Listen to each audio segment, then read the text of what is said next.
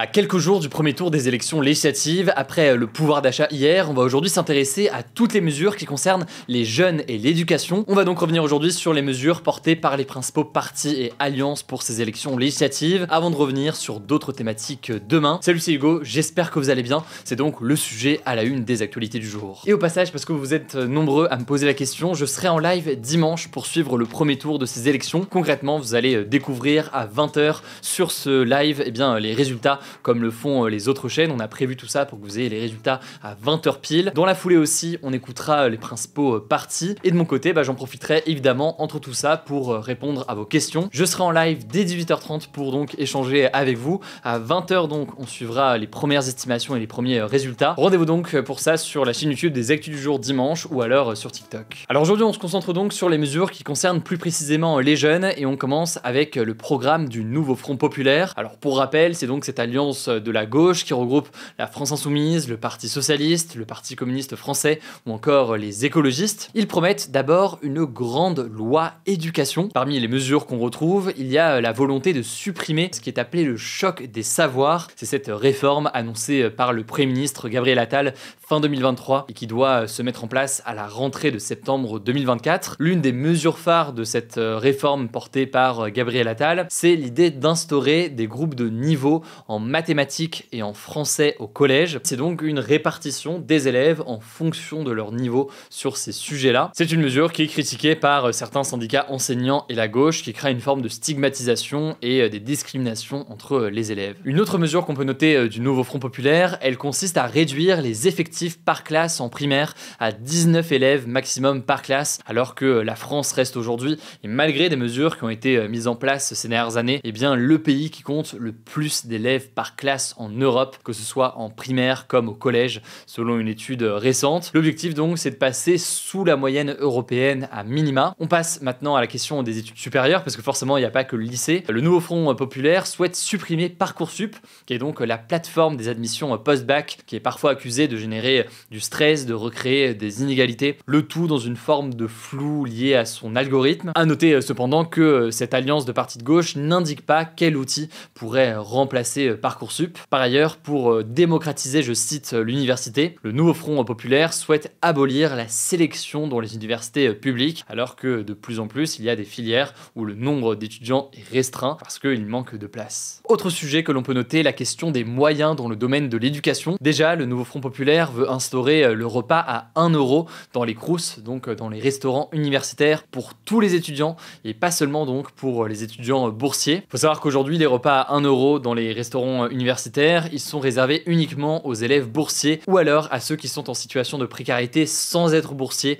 mais qui en font la demande. On peut noter que le nouveau Front Populaire veut aussi avancer dès cet été vers la gratuité intégrale à l'école, donc pour tout ce qui concerne la cantine scolaire, les fournitures, les transports ou encore les activités périscolaires. Le NFP propose aussi d'augmenter les indemnités, donc les rémunérations des stagiaires ainsi que le salaire des apprentis et des alternants. Et d'ailleurs, ça concerne la question du pouvoir d'achat des jeunes. Le NFP souhaite créer un dispositif de billet unique. C'est en fait un billet qui serait ouvert aux jeunes pour accéder au train, au transport en commun, au vélo ou encore aux voitures en libre service, et ce sur tout le territoire français. On n'a pas forcément beaucoup plus d'informations au passage là-dessus dans les médias. Concernant la question des enseignants maintenant, l'alliance de ces partis de gauche veut revaloriser les salaires et les métiers du personnel éducatif afin notamment d'attirer et faire en sorte que des personnes souhaitent devenir professeurs alors qu'aujourd'hui il y a encore beaucoup de postes à pourvoir. Pour permettre aussi aux jeunes de faire plus de sport, le NFP veut augmenter le montant du passeport à 150 € contre 50 € actuellement. Cette aide, c'est une aide qui permet de financer une partie de l'inscription sportive pour les personnes âgées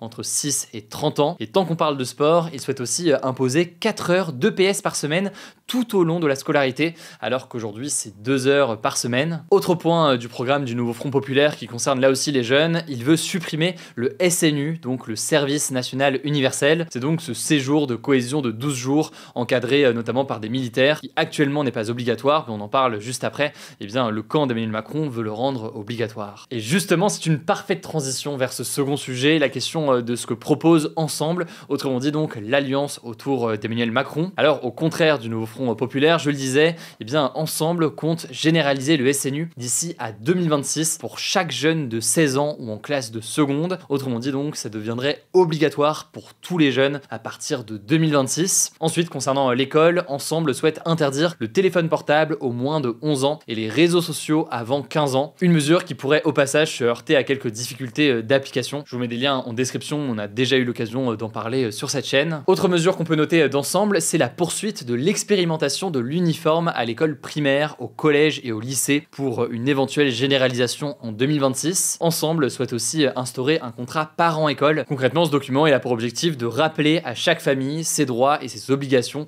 vis-à-vis de l'école et de l'éducation de ses enfants. Autre élément qu'on peut noter, Ensemble prévoit aussi de remplacer systématiquement les professeurs absents et de renforcer l'inclusion des élèves en situation de handicap, quelque chose que l'on retrouve dans plusieurs programmes, notamment le programme du Nouveau Front populaire. Autre mesure qui touche là aussi la question du pouvoir d'achat et des jeunes, c'est la mise en place d'achats groupés de fournitures scolaires. On en parlait hier déjà sur la question du pouvoir d'achat, l'objectif étant d'économiser jusqu'à 15% sur ces achats. Toujours sur la question du pouvoir d'achat et des jeunes, le camp d'Emmanuel Macron souhaite permettre à 1 million de jeunes de classe moyenne et populaire de ne pas payer de frais de notaire dans le cas où ils achètent un logement qui va jusqu'à 250 000 €. Elle souhaite aussi maintenir le pass-rail à 49 € par mois sur juillet et août 2024 pour permettre aux jeunes de 16 à 27 ans de prendre les trains régionaux en illimité pendant l'été. Il faut savoir que c'est un dispositif qui est financé par l'État et par les régions et que Emmanuel Macron avait annoncé lorsque je l'avais interviewé en septembre 2023 sur la chaîne. Autre mesure qu'on peut noter, le camp du président de la République souhaite maintenir les repas du Crous à 1 € pour les boursiers, mais sans donc l'étendre au-delà des boursiers ou de ceux en situation de précarité. On peut aussi noter l'objectif de construire 35 000 nouveaux logements étudiants abordables, dont 10 000 en résidence Crous d'ici à 2027. On passe maintenant au Rassemblement national. La première mesure qui fait parler concernant les jeunes, le parti souhaite supprimer l'impôt sur le revenu des jeunes de moins de 30 ans et exonérer aussi d'impôt sur 5 ans les entreprises qui sont créées par un jeune de moins de 30 ans. L'objectif affiché, c'est de dissuader les jeunes français qui réfléchiraient à partir travailler à l'étranger et donc les inciter à rester en France, quitte donc à avoir un décalage entre des personnes qui gagnent très bien leur vie avant 30 ans et d'autres personnes un peu plus âgées. Sur l'éducation, le RN souhaite eux aussi supprimer Parcoursup ainsi que la réforme pour l'école baptisée Choc des savoirs. Cette réforme que je présentais donc tout à l'heure avec notamment les groupes de niveau. Le parti souhaite aussi instaurer l'uniforme à l'école primaire et au collège, même si la mesure ne serait pas déployée avant plusieurs années, ainsi que rendre le vouvoiement des professeurs obligatoire, même si dans les faits c'est déjà le cas dans la plupart des établissements. Toujours sur l'école, comme le Nouveau Front populaire, le RN souhaite réduire les effectifs par classe en primaire pour arriver à 20 élèves maximum par classe. Le parti souhaite aussi interdire les téléphones portables dans les établissements scolaires, y compris dans les lycées, alors qu'en l'occurrence, effectivement, ce n'est pas le cas aujourd'hui. Autre mesure, l'idée de créer des centres spécialisés pour les élèves perturbateurs jusqu'à leurs 16 ans. En gros, ce serait des centres où ces élèves jugés perturbateurs réaliseraient toute leur scolarité jusqu'à leurs 16 ans, et ce, je cite, sans possibilité de retour vers un établissement normal. Et l'objectif affiché, ce serait de les orienter le plus tôt possible vers le marché du travail. Le Rassemblement national souhaite aussi revenir aux anciennes séries L, ES et S du bac, donc les filières littéraires, économiques et sociales et scientifiques, ainsi que recentrer les enseignements sur les savoirs fondamentaux. Alors qu'est-ce qu'on entend par savoirs fondamentaux? En général, c'est les sciences, les maths notamment, ainsi que le français et l'histoire. Quelques mesures supplémentaires, le RN compte suspendre les allocations et les bourses, donc les aides financières de l'État pour les élèves qui perturbent le déroulé des cours. Dernière mesure qui concerne l'école, le parti souhaite mettre en place un examen national à la fin du CM2 qui déterminerait en fait l'entrée en 6e. Les élèves les plus en difficulté seraient alors orientés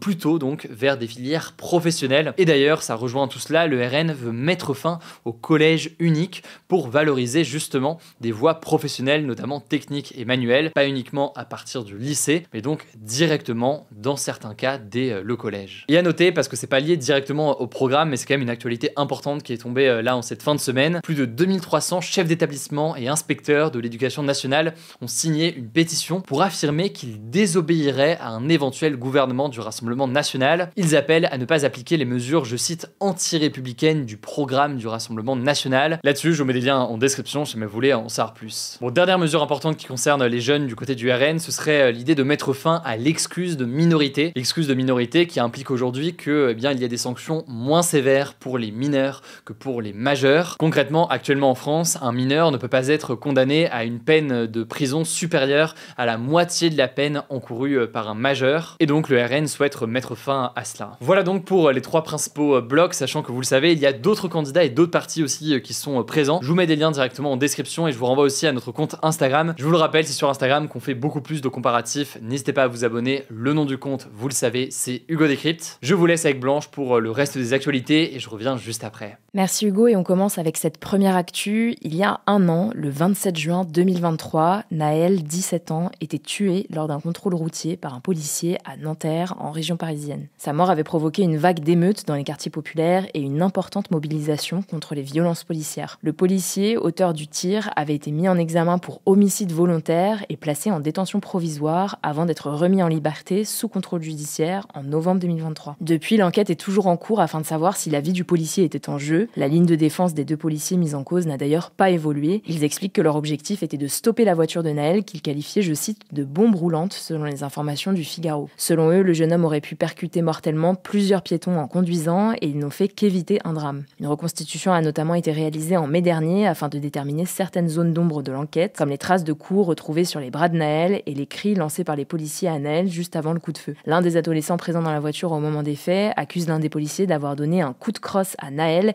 et d'avoir précipité le drame. En parallèle, plusieurs témoins assurent que le second policier a demandé à son collègue, je cite, de shooter le jeune homme. Cependant, ces propos n'ont pas été confirmés par les expertises sonores à l'heure actuelle. Une marche silencieuse est organisée ce samedi en mémoire de l'adolescent pour réclamer justice à l'initiative de la mère de Naël. Deuxième actu, en Bolivie, un pays d'Amérique du Sud, une tentative de coup d'État a été repoussée après que le chef des forces armées a tenté de prendre le pouvoir en attaquant au blindé le palais présidentiel à La Paz, la capitale. La tentative de coup d'État était dirigée par le général Juan José Zúñiga, qui a déclaré vouloir, je cite, restructurer la démocratie. Finalement, ce dernier a été destitué de ses fonctions par le président et a été arrêté par la police. Un deuxième responsable militaire a également été arrêté. Les deux hauts gradés font l'objet de poursuites pour soulèvement armé et terrorisme. De son côté, le président bolivien a déclaré sur le réseau social X que la démocratie doit être respectée. Troisième actu, plus de la moitié des Français estiment qu'il y a trop d'immigrés en France, selon le rapport annuel de la Commission nationale consultative des droits de l'homme publié ce jeudi. Ce rejet des étrangers s'accompagne, selon le rapport, d'une progression des actes antisémites, xénophobes, anti-musulmans, en particulier ces derniers mois. Pour vous donner une idée, il y a eu une hausse de 284% des actes antisémites depuis les événements du 7 octobre en Israël par rapport à l'année dernière, selon le président de la commission. Face à cette situation, la commission demande donc un déploiement rapide des plaintes en ligne, comme le prévoit la loi. 15% des personnes interrogées se plaignent de faits racistes ou antisémites. Lorsqu'elles souhaitent déposer plainte, le processus est long et a peu de chances d'aboutir. Quatrième actu, en France, la Périactine, un médicament qui est prescrit comme antihistaminique,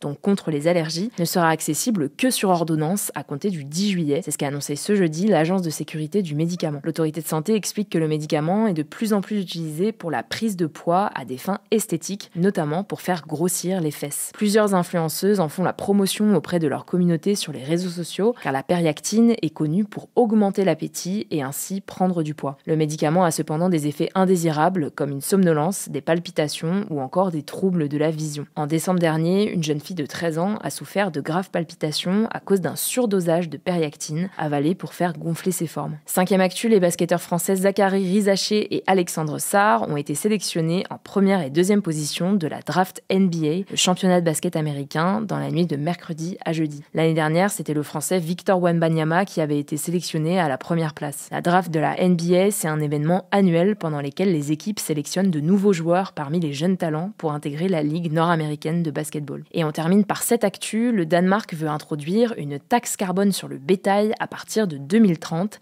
et c'est une première mondiale. Concrètement, à partir de cette date, les agriculteurs devront payer pour les gaz à effet de serre émis par leurs vaches, moutons et porcs car ils sont responsables du réchauffement climatique. Ils seront taxés à hauteur de 16 € par tonne de CO2, soit environ 100 € par vache pour une année, puisqu'elles produisent en moyenne l'équivalent de 6 tonnes de CO2 par an. L'élevage bovin au Danemark représentait environ 19% des émissions totales de CO2 du pays pour 2022, selon les chiffres de la Commission européenne. Merci beaucoup Blanche pour ces actualités en bref. Je le disais, rendez-vous sur Instagram pour plus d'actualités. Au passage, je sais pas si vous avez aimé l'interview de Billie Eilish, on a un petit bonus qu'on a posté sur notre chaîne YouTube des grands formats. Dans le prolongement de cette première interview, c'est une rencontre qu'on a organisée avec Deezer, avec en l'occurrence des fans de Billie Eilish qui ont pu échanger avec elle et je modérais tout ça. Ça se passe sur notre chaîne YouTube des grands formats, n'hésitez pas à découvrir tout ça. Prenez soin de vous, prenez soin de nos proches et puis on se dit à demain pour une nouvelle vidéo.